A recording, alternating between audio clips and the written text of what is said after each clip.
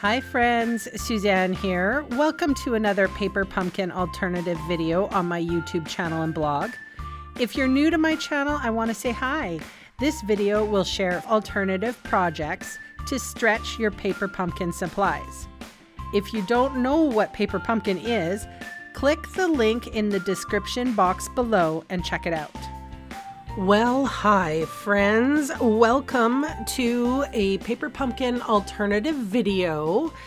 And this is featuring the Filled with Joy November 2024 paper pumpkin kit.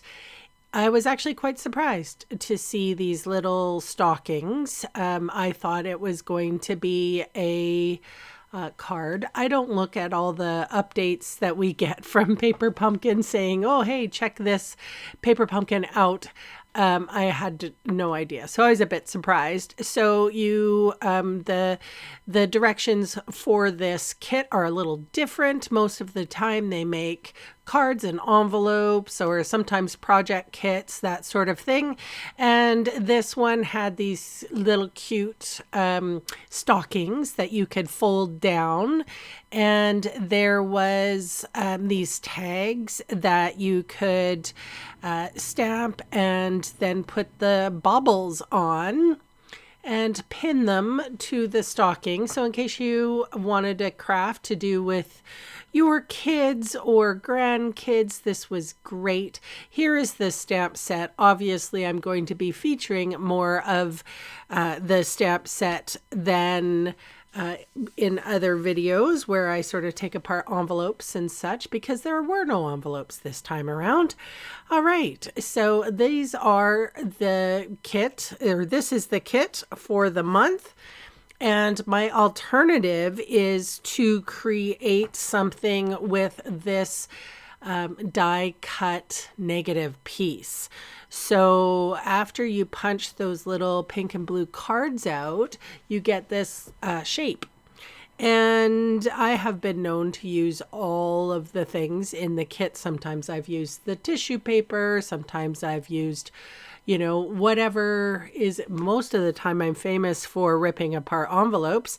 However, this, I got a cool idea where I could just make sort of a repetitive geometric design on my card base. So I always pull in a basic white card for these alternatives. It's an easy fix. Everybody probably has basic white in their stash. And so that's what I decided to do. But I'm going to pull in some unique products, one being the masking paper by Stampin' Up. This was the last sheet I actually had. So it is actually pretty sticky stuff, surprisingly. It has sort of like release paper on the back, and I do have another amount here, so this was not really my last piece, but and so anyway, I cut along and make little strips, and then I remove the release paper. And what I probably should have done with this particular masking paper is just de-stickify it or neutralize the stickiness by putting it on my sweater or something. So anyway, it was pretty sticky to remove, but I will show you in the video how I combat that. So the red that comes in this kit is Poppy Parade, which I have always felt like it's kind of a tomatoey red. As I tapped off some of the ink off of my blender brush, you can see I'm getting a very soft tomatoey kind of red. It's almost like a pink. And what pink goes better with yellow or orange? And this is Peach Pie. So this is a new in color. And if you're part of my in color classes, or club, I should say, you would have gotten this in the mail. And I gotta say, it's a very pretty orange/yellow. and it blended really well with Poppy Parade. So you can see what I'm doing here. I do tap off the ink a little bit. I start off of my page and I try desperately to go with a very soft hand and more repetitions. So again, here is like, it's pretty sticky stuff. I should have neutralized it, but I didn't. I wasn't thinking correctly. So as you can see, I am just peeling it off very gently. Now, I don't know about you, but the postal strike is affecting small businesses like myself. I often send cards and kits and just, catalogs to my customers. And I have to say that I have just kind of been informed that the postal strike will last it's quite possible it could last into the new year. So I'm not 100% sure what I'm going to do. I haven't sent out my Christmas cards yet, and it's kind of upsetting. I don't know about you guys, but I'm a little bit upset about the whole thing. And these cards that I'm making and will be making in the future, I'm not 100% sure if they're going to get to the recipient before the holiday season.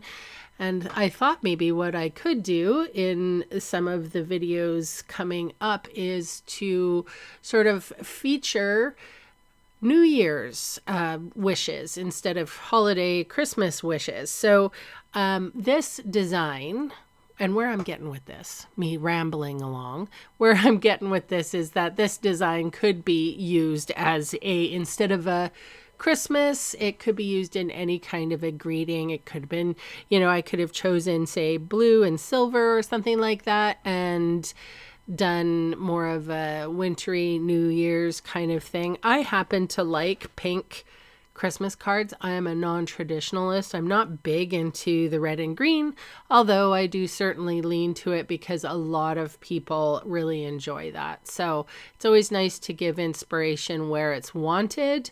And I am definitely I'm a giver, so I'm definitely happy to do so. So as I finish up here on this card, I'm trying to keep the white, but I'm also trying to say zhuzh up the corners just a little bit, or, the edges of my page. And I am not working on I'm just working on my desktop here. So I will have a little bit of a wipe down and a reset, and then we'll get forward with the card. And it's funny how this card, my first design in my sketchbook was, I was trying to make, I have a sentiment right here. And in the design, I had a little strip of a sentiment, but I kind of wanted to make it a whole single layer card, because sometimes those are nice. But this is the one thing that I do not like about the basic white thick card, is that sometimes it wicks the ink away. And it's a little bit more porous. I'm not really fond of that. Our basic white that's not thick doesn't do that. It's specially treated so that it accepts the ink. But my Holly Jolly here, the sentiment, it was not great. It did not look crisp, and it wicked away in some weird spots. It could have been that I didn't season the stamp correctly. But in general, and I mean, this fine line little snowflake type sparkle seemed to go fine, but that Holly Jolly did not. So what I ended up doing is, like in my sketch, I have a little strip of paper and I stamped the word Merry Christmas. Oh, and that was Petunia Pop. So another in color. And again, my customers who joined that in color club would have gotten that ink. And if you had been a part of anybody's in colors, you would have gotten that, and would have gotten that ink and probably some inspiration as well. So this little strip here was put on the card with dimensional adhesive. And like I said, I stamped the sentiment with Petunia Pop. It's a very pretty pink. And then I brought in another, I think this was called, hang on, and I'm not 100% sure if it's still available or not. I got it recently, and it is called Cherry Cobbler and Pearl Adhesive Backed Berries.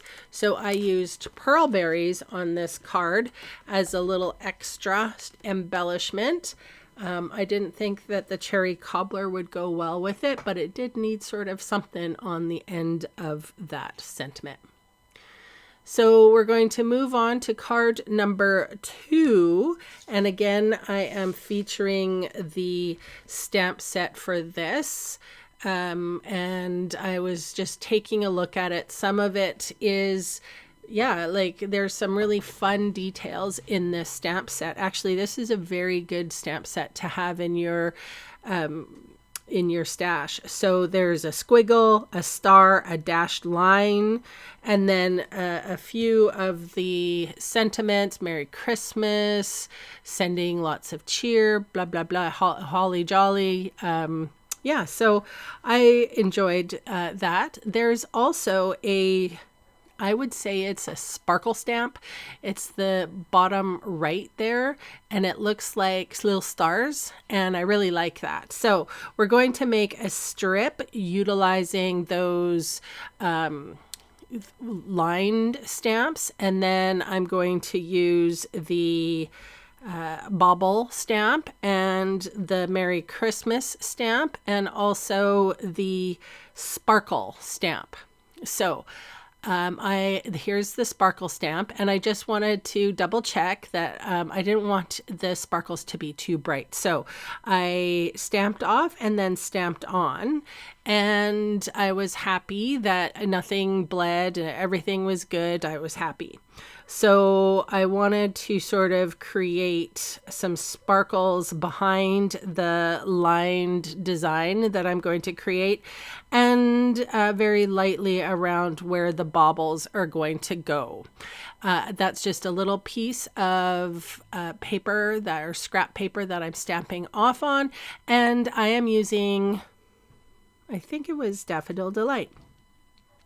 All right, so here is a little trick for you. You may not know all about this, but I inked this stamp up with the Cherry Cobbler, or sorry, Poppy Parade. Bah. And then I have, this is a blender pen, and it's almost dried up. So don't throw your blender pens away. They come in a pack of 3. And what I am doing is I'm cleaning off that little string that the baubles are hanging from. So I want to keep the red on the baubles, but I want to remove the red off of the string. And then I am coming in with a black Stampin' Right marker. You can buy this separately, so you only have to buy one, not the full family. And then I am coming in and stamping, and I don't huff on it because I find that, or give it the breath of life or whatever people say. I find that builds up some moisture on my stamp. And then again, I just talked about sometimes the basic thick white card has a tendency to wick and bleed. So I didn't want to do any of that. So I stamped, and I will show you a way to correct any unevenness. So a little later on, that will be tip number 2. So I have the Poppy Parade. I am doing the curly Q line. Now I'm coming in with the Daffodil Delight and doing the stars and dots. And then I'm going to pull in a third color, and this is shaded spruce, and I'm going to do the dashed line, or dash and dot, I guess, line. So moving right along here. Oh, I'm not moving right along. I'm talking faster than the video. It happens sometimes. I knew what I was doing. I hope everyone is doing well and is enjoying this series. This will be the last one until the end of December. I hoped to get this done by the end of November, but I don't think December 1st is too bad. I normally don't post on Sundays, but I'm doing this very early in the morning, and hopefully you don't hear my morning voice, but yeah, you got to do what you got to do. I wanted to finish them up, and I want to start with Craftsember, my little next video series where I hopefully will see you every weekday creating some form of card craft or what have you through the whole month of December. And then I'm going to have a lovely little break for myself for the holidays. But yeah, hopefully you'll enjoy seeing me a little bit more on the YouTube. All right, here is a dauber. It's a finger dauber. They come in, I think, a pack of 5 or 3. I'm not sure anymore. Things have changed.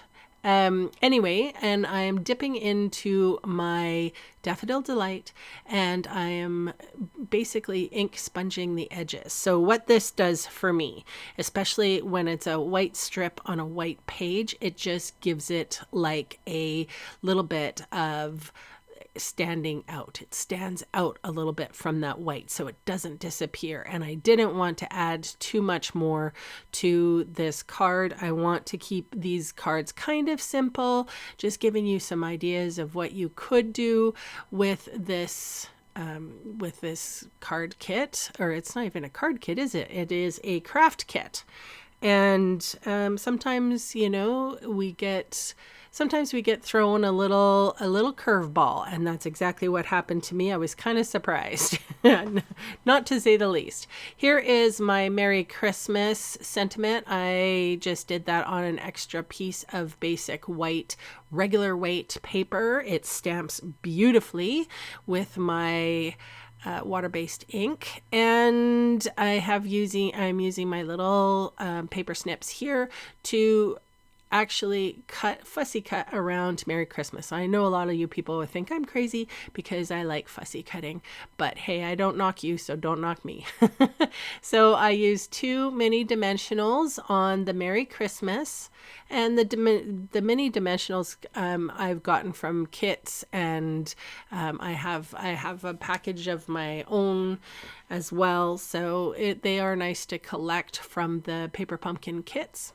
I put regular dimensionals on the back, and sometimes I just lay the strip along the card so that I know where to stop, so I don't waste any, right? If I was to put a whole bunch of dimensionals on the back of that strip, and then not only would it be sticking to my desktop when I crease the score line, but I'd also be wasting. So with this way, I just sort of flip it over, put the dimensionals where I think that they're going to go, and then there's no waste or very little waste. So that is my card. Now I'm going in with Wink of Stella because, as you can see, this Poppy Parade didn't stamp 100% nicely on my card. So this is Wink of Stella. It does not have any H2O in it, does not have any water.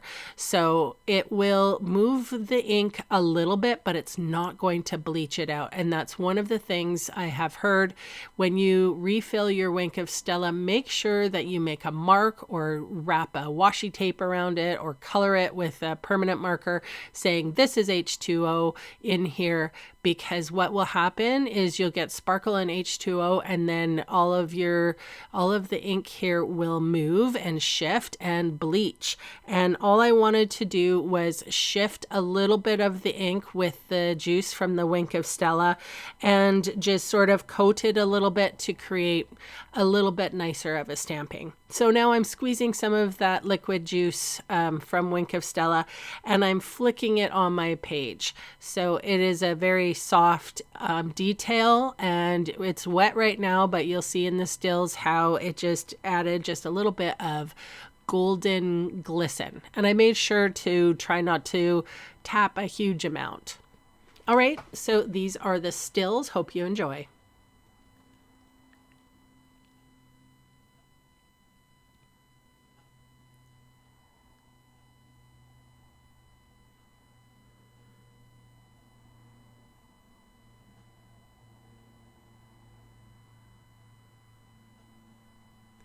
All right, kids, we are on our third and final card. I think that this card you will enjoy very much. So I'm going to make a little spinner card, or just like a way to dangle the bauble in the center of the card.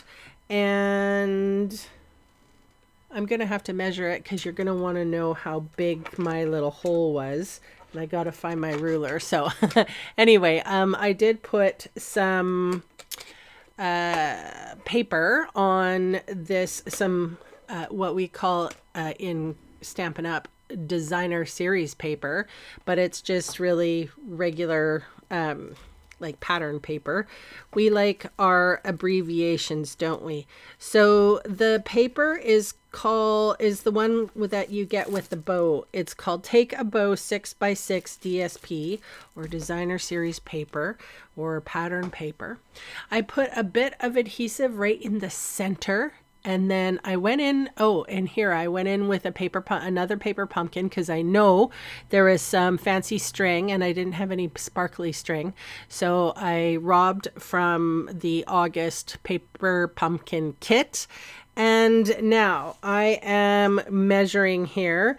So I made the sides 1 1/8 from the edge, 1 1/8 inch. No, hang on. I'm measuring it. It looks like one inch. 1 inch from each side.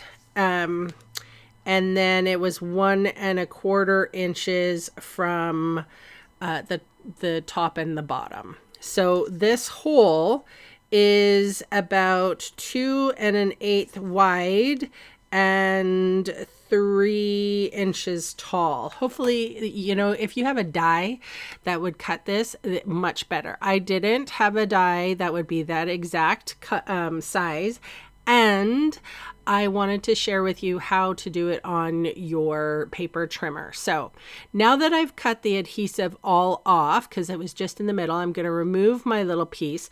And that paper was 4 1/8 inches wide and 5 3/8 inches tall. And so it has a very thin border. And I did that on purpose. This is a very busy paper, and sometimes having that little white helps your eyeball rest a little bit. It's not so confusing. So I took this stolen rose gold string, and I've adhered it just with like tape. The magic tape that you wrap your presents with.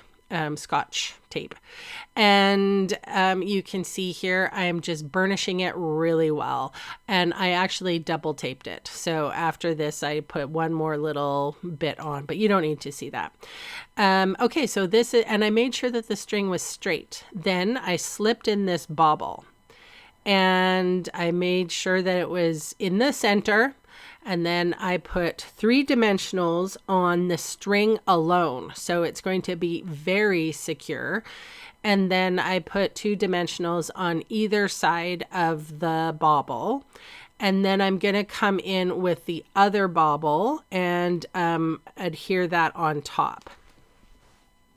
So at this point, you don't have to, I mean, you can easily just adhere the paper back and all of that. And that's exactly what I did, but I overdid the adhesive. Well, not overdid. I just wanted to make sure that I'm going to really stick down the rose gold twine.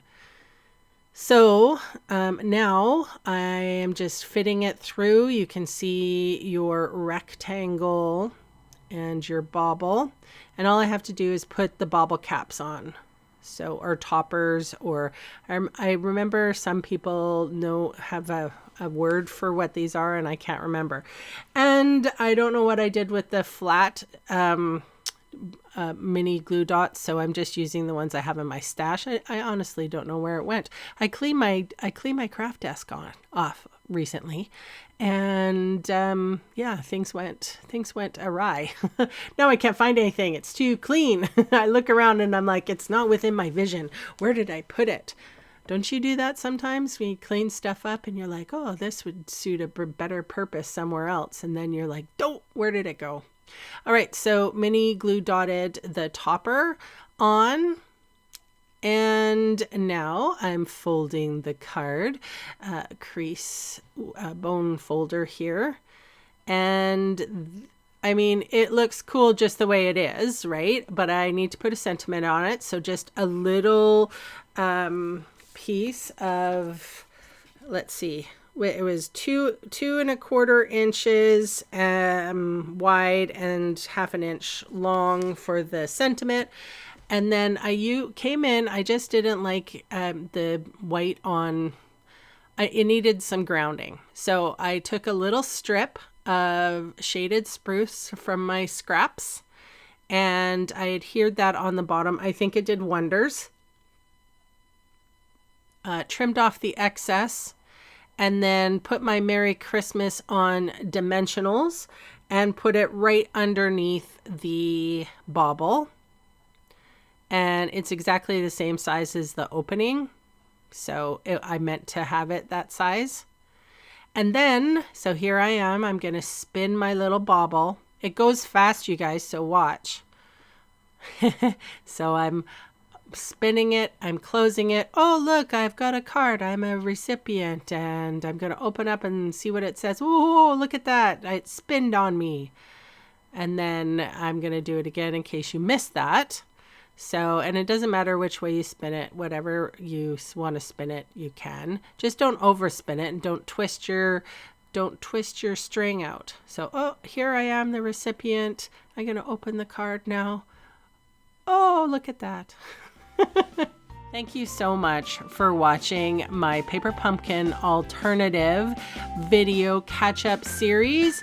The next one is going to be at the end of December. Thanks so much for watching. Bye for now.